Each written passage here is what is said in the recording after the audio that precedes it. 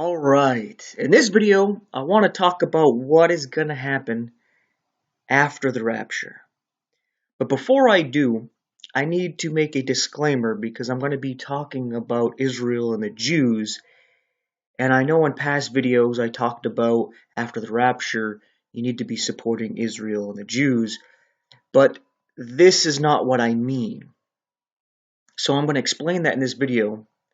And before I do, I have to say that I actually enjoy learning about the Jewish culture, learning about the Hebrew language, and getting into the Torah and learning about the feast days and all the deep meaning. Over the years, I picked up a little bit of Hebrew here and there, and I love that each word has its own meaning, but not only that, each letter has a meaning. So when you have a word, not only does it have its meaning, but each letter tells you a little story in it that has its own meaning. And a couple examples I'll give you here that I just find just amazing, very beautiful, is the name Yahweh, which is Yod He Vav He, the Tetragrammaton, and it's has so much layers to it. It's the great I am, and just the YHWH without the vowels is basically the sound of breathing. When you breathe in, it's similar to the YH, and when you breathe out, it's similar to the WH. And it's the name of God is on your breath. Your life is God. Without God, you have no life. And not only that, each letter has a meaning. The Yod is a hand. The Hey means to behold and to look upon something. And then the Vav is a nail, which depicts putting two things together. It's used as and in the Hebrew language. And when you put it together, it says, behold the hand, behold the nail. That's what Yahweh means. And when you read the Torah in the first chapter of Genesis, God is depicted as Elohim, as God, and that's plural because God is a Trinity. He's the Godhead, the Father, Son, and Holy Ghost. Is his soul and his flesh and his spirit. And in chapter 2, when he finishes the work and he rests on the Sabbath, he becomes Yahweh. And it's like right there, he becomes your savior right after he even creates you. Like he knows he's going to die for you, but he creates you anyway. And it just shows like this beautiful layer to the Hebrew language and what God is telling us. And it ties to Jesus because Jesus is Yeshua, which means Yahweh our salvation. So Jesus' name, as depicted on the sign above the cross, was saying Yeshua, would say, behold, Yeshua, the King of the Jews, right? And to the Hebrews, they would see that and they would be saying Yahweh our salvation, King of the Jews, and it would show Jesus on the cross, right? So it's basically saying, behold the hand, behold the nail, our salvation, King of the Jews. And when they looked at Jesus on the cross, it would remind them of Torah, because Torah has its own meaning too. Torah is the Tav, and it's a cross, and the rest of the letters tell you that the head, the high one, is nailed to the Tav, right? And it's telling you, behold, the high one nailed to the cross, with the Tav, and I can't remember each, the Resh and the Hey. I can't remember how it's spelled in the Hebrew. So as the thief on the cross was looking at Jesus, he could read the sign that says Yahweh, King of the Jews. Or not Yahweh, Yeshua, King of the Jews. And then he could look at Jesus on the Tav, on the cross, and he could see, just by that, he would see Yahweh, Torah, right there in front of him. Behold the hand, behold the nail of our salvation, the high one nailed to the Tav. And that's where you see how and why that thief who was mocking him all of a sudden was like, God, my Savior is right here. He doesn't deserve this. I'm here and I deserve this. And he completely changed. He repented there. He went from unbelief to belief like that, all because of the language, right? And it's beautiful. It's amazing. And I love getting into it. But what we see today is actually Jews in apostasy, because if you deny the Son, you deny the Father. If you don't have the Son, you don't have the Father. If you deny the Son, you're anti-Christ.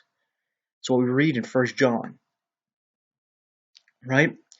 And this star here is not the Star of David. Excuse me. There's no Star of David in the Bible. There's no Star of David. Where this come from, they are not going to tell you. They're going to be like, I don't know, this just, what we call it. But if you actually look into where this comes from, you realize what this is. When we come over here to Amos, we read about Israel going into apostasy, right? And it says here in Amos chapter 5 and verse 26, but ye have borne the tabernacle of Moloch in Chiyun, your images, the star of your God, which ye made to yourselves. Right? So they made a star to their god Moloch in Chiyun. When we come over here to Acts, in chapter 7 and verse 43, it says, yea, ye took up the tabernacle of Moloch and the star of your god Rephan, figures which ye made to worship them. And when you look at what this is, you're like, who is this Moloch and Rephan and Chiyun? Chiyun and Rephan are the same thing. They depict Saturn, which you could say is actually Satan. And when you look at the NASA images of Saturn on, I think it's its south pole, might be its north pole, it has a hurricane going around the pole, but there's a shape of a hexagon there. And it's very weird and odd, as if there's some kind of hexagon there or some kind of cube shape there that the hurricane's going around. And that's where they get the depiction of this six-pointed star to represent Saturn.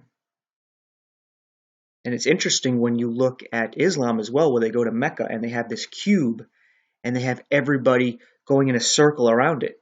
And it's just like that weird hexagon shape on Saturn, where you have the hurricane going around this hexagonal shape that looks like a cube.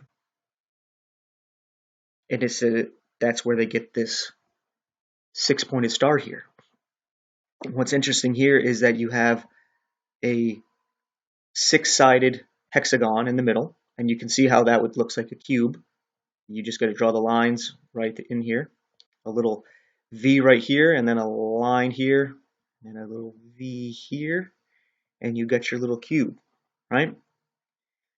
So you got your six here, and then you have your six triangles, and then you got your six-pointed star, and you got your 666. This is the star of Satan. And this is why I was always hesitant about supporting the Jews and supporting Israel. It's like they got the star of Rephan. It's like, okay, I know God's going to turn back to the Jews, and I tell people they need to support Israel and the Jews after the rapture, but I should also put a disclaimer that the Antichrist is going to be a Jew, and he's going to be claiming to be the Messiah, the replacement for Jesus, and he's going to go about to conquer. And yeah, that's something I'm actually going to get into as I go through this video. But you're not to support the nation of Israel and these Jews going after this false Messiah. I'm going to talk about the Jews that I'm talking about you supporting. It's like Jesus in Israel during his day. You're not to support the religious leaders in the government of Israel. That's not what I mean. What I mean is the true Jews, like Jesus and the ones following him. They were going around doing miracles, helping people and healing people and taking care of people. Those are the ones you need to be supporting, not this government structure. Because after the rapture, you can't trust the governments, you can't trust the religious systems. You're going to have to come out of that and just have your faith in God. Right now, you can use those systems, even though I don't trust them. But you definitely can't have anything to do with them after the rapture. So I'm going to explain a little bit more, and then I'm going to talk about why and who you need to be watching for. In Revelation chapter 2, we're being told about the 7 churches. This is looked at as like 7 different types of churches. You can look at it as the church ages throughout time, from the time of Jesus ascending until now. There's multiple layers to this. But when we read about the 2nd church here, Smyrna, it says here, I know the blasphemy of them which say they are Jews and are not, but are the synagogue of Satan. This is something to look into and to figure out, what does this mean? Those that are Jews that are not, but are synagogue of Satan? Who are those people? It's these people. Like Jesus was telling the religious leaders, yeah, you're of Abraham, but if you really were of Abraham, you would believe on me. But you're of your father, the devil. And he was a liar from the beginning, and you're going to do just what he did. He was a murderer from the beginning. He says they had the blood of righteous Abel until Zacharias, the father of John the Baptist, on their hands. And they even put Jesus up to death. So they deny Jesus. They deny their Messiah. We're not to support that. That doesn't mean to become a Nazi and to start gassing the Jews and hating the Jews. No, it's to be aware of what they are and who they are, and not to get caught up in that and just blindly support them. Because I know a lot of Christians, they blindly support Israel no matter what they do. Like a lot of these Christians are going against homosexuality, and they're condemning it and condemning the support of it and teaching it to children. Yet in Israel, Tel Aviv is the gay capital of the world. And Christians are completely silent about it and blindly supporting Israel. There's a lot of Christians that are against the mandates going worldwide concerning masks and the jibber jabber. Yet Israel is really gung-ho for it, and even to the point where they're saying the people who are refusing the jibber jabber are hindering the arrival of the Messiah. This is not stuff Christians should be supporting. Again here, Revelation chapter 3, we read about this again. It says, Behold, I'll make them of the synagogue of Satan, which say they are Jews and are not, but do lie. Behold, I'll make them come and worship before thy feet, and to know that I have loved thee. And you can see this is basically saying that those Jews who hate Christians, where you can see a lot of their hate towards Christians in Israel. You can look it up, all the videos of their just disgust towards Christians, not just Muslims, but the Christians. They're very racist. They act just like the Nazis that they condemn. They really do. It's basically like they hide behind what Nazi Germany did to justify them being Nazis themselves, and you just blindly ignoring it. Like, oh, they were abused, so it's okay for them to go abuse. It's nonsensical. It's not right at all. If you really cared about others, you'd be caring about what's going on to the Palestinians over there. Yes, they deny Jesus. They have another religion, but so does Israel.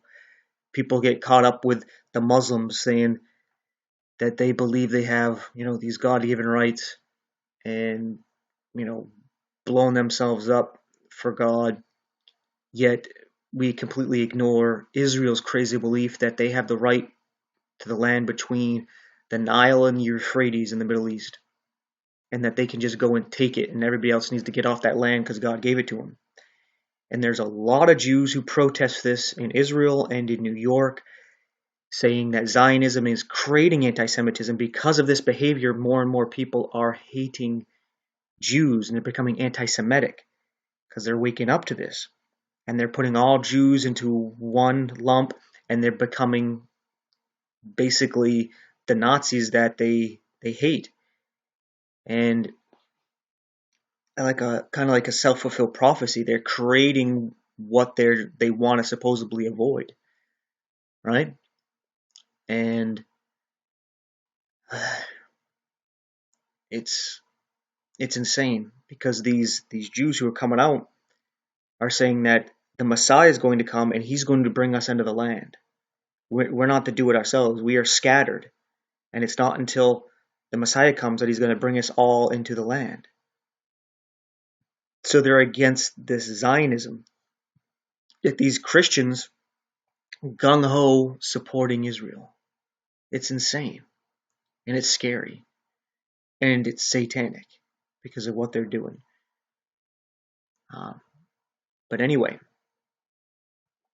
after we read about these churches, we read about them being taken up. We read about a rapture here in Revelation chapter 4. I'm not going to get into the detail of this because it's not the subject here. It's about what happens afterwards. So we read about the church being taken up. In chapter 5, we read a bit about what's going on in heaven at that time, and that Jesus is about to open up the seals. And when we come over here, we read about that first seal being opened. This is what we read. The Antichrist shows up. He says, "Come and see, and I saw, and behold, a white horse, and he that sat on him had a bow, and a crown was given him, and he went forth conquering and to conquer." You see, this is a depiction of a false Jesus, as we see in Revelation 19, I believe it is, where Jesus comes back. He's riding on a white horse. He has many crowns, and he has a sword that comes forth from his mouth. So this fella here is trying to mimic that. But you can tell the difference because he has a crown and not many crowns, and he has a bow and not a sword. So you got to pay attention to the little details, right? If you study the original, you can identify the counterfeit, right? So for those of you who are left after the rapture, there's going to be this Jewish Messiah figure probably conquering the land between the Nile and Euphrates, giving the land back to these Jews who are really of the synagogue of Satan. That's not what you need to be supporting at the end of the rapture. You need to be supporting these people here.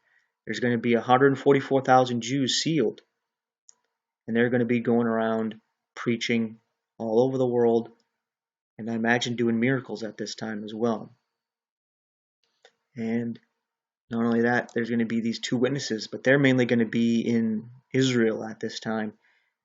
Probably Moses and Elijah, and they're going to be doing crazy things where people who want to mess with them will be burned with fire, just like Elijah would rain down fire in his day. These are the people you need to be supporting, because the whole world, as in the governments, the religious systems, the media, is going to be supporting this Antichrist Jew taking the land of the Middle East. And these people who are doing miracles and doing the works of God are going to be looked at as the enemy, because they're not supported by the government, they're not supported by the religious systems, they're not supported with money. They're going to be basically seeming like bums, right? They're just wandering the earth like Jesus, and they're walking with God, walking by faith, and there's nothing appealing about them. These are the Jews you need to be supporting, right? Not the nation of Israel, not the religious system of Judaism. I need to make that clear because I was realizing I'm probably leading some people astray by saying to support Israel and support the Jews. And it's, I imagine, confusing to some people, especially if they're not really paying attention and they're just kind of brazing through things that I put in the video and type out and whatnot. So hopefully I made this clear here. But anyway, thanks for watching. and take care.